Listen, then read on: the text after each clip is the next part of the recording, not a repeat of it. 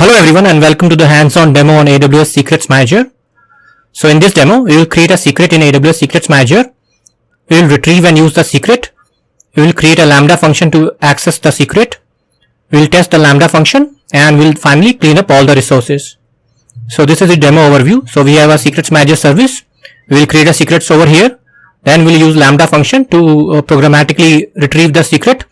This Lambda function will be using something called as Lambda execution rule for the permissions to read this particular secret. So first is to create a secret.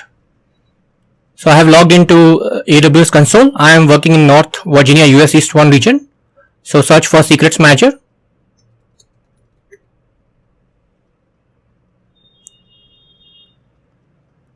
So this we have to choose. We can choose one of the options, like we can go for Amazon RDS in case we have Amazon RDS database. In case we are using Amazon Document DB database, we can use this particular option, the secret type. If we are using Amazon Redshift, we can use this one, and this is for any other kind of database. And lastly, we can have any other type of secret, which can be any generic secret or API key or OAuth token. So I'll say store a new secret, and I'll choose other type of secret, and we have to enter key value pair. So for this demo, I'll just put a simple values.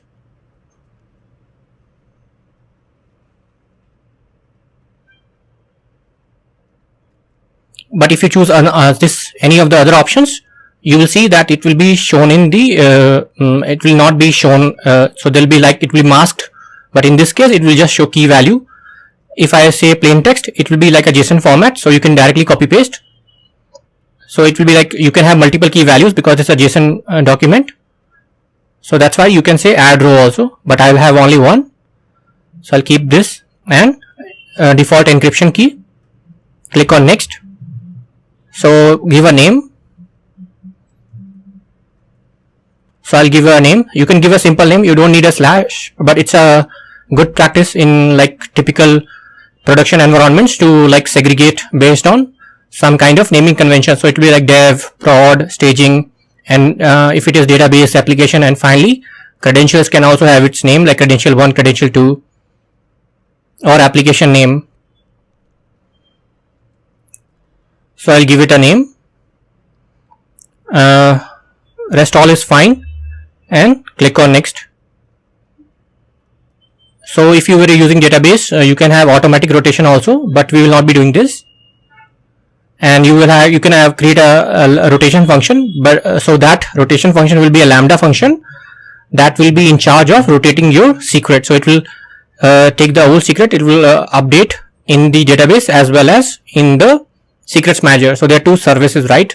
One is database, which is using the actual password, and the Secrets Manager, which is actually storing the password. So this Lambda function will update in the Secrets Manager as well as the database if you are using this particular functionality. So click on next and just review and click on store. So my database is saved. Sorry, my secret is saved.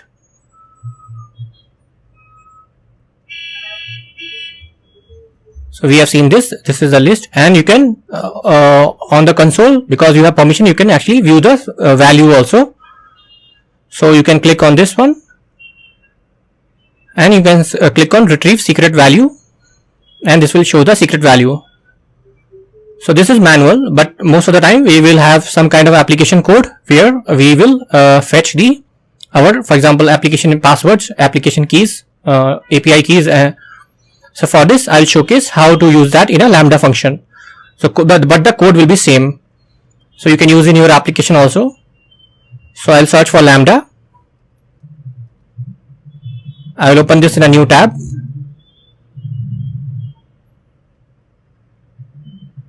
So I'll copy the name of Lambda function.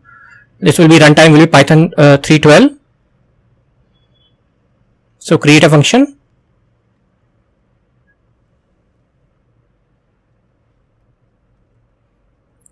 So you have all this runtime. So .NET, Java, Node.js, Python, Ruby, and OS only runtime. So this gives you an idea that you can use in all this kind of programming languages, but there are other SDKs which are also supported if you want to do it in your application. So keep default architecture, permission, just it will create a new role, and advanced settings, there is nothing to be changed, and click on create function.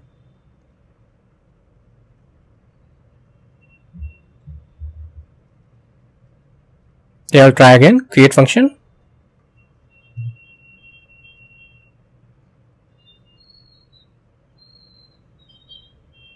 So let it create. In the meantime, I'll just copy the code. So this is the sample code, and this is a Lambda code which is saying what is my secret name and the region which I am working in.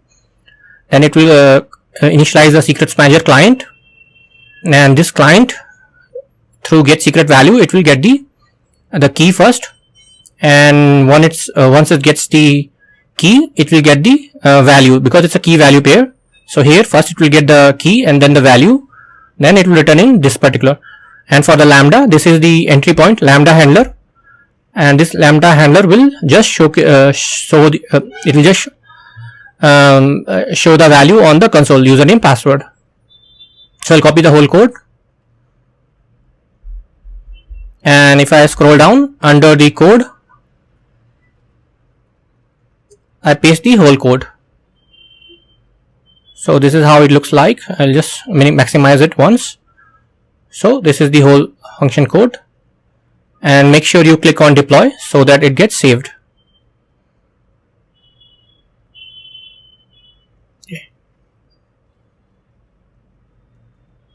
Next, we have to give this Lambda permission to access secrets manager. So we will have it. There is a default role which it has created when I was creating the Lambda.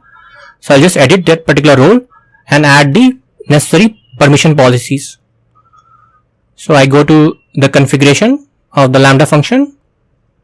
Under permissions, there is a role name. This will open in a new tab. So this will open the secrets manager demo role. So this is the role, it's open, and so I have to say create inline policy. So add permissions, create inline policy. So specify what actions can be performed on a specific resources in a service. So we have to choose which service we want to perform. So I'll search for secrets manager. So secrets manager. Then what actions we want to perform. So I'll say I just want to read, and I will say get secret value. I just want one action to be performed. Next, I have to say which resources I want to work with. So I will say specific, not all. And herein you click on add ARNs and click on text, and you enter the whole ARN of the secrets manager secret. So I come here. So I am at the secrets manager. There is a secret ARN. Click here. So ARN got copied, and under create policy, paste add ARNs. That's all. Click on next, and you have to give it a name. This is the inline policy. So we have done this step. I will call it secrets manager demo policy,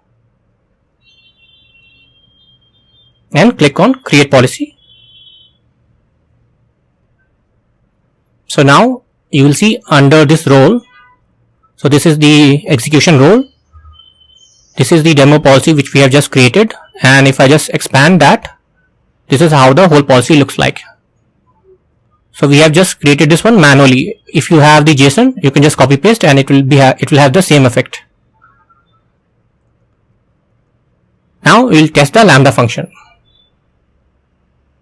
So I go to the Lambda function. We have modified the role.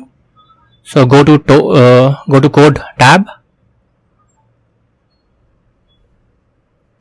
So I'll close this and click on test. So I'll just say new event, and just keep the default value. So I'll just say test event. Click on save. Click on test now.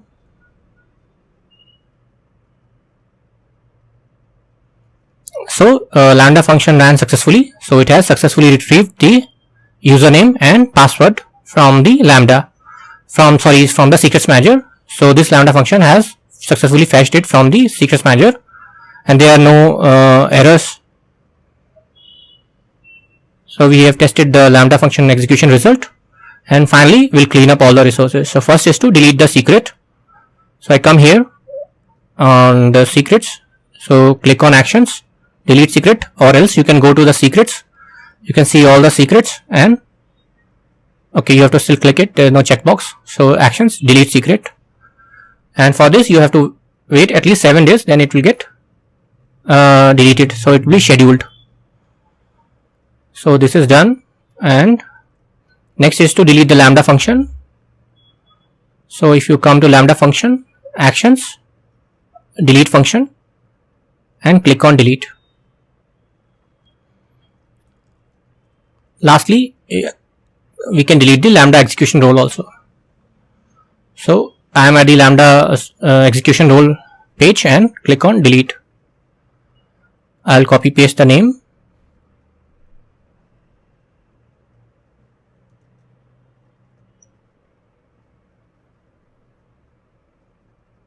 So the role got deleted. And that's all. Thanks for watching.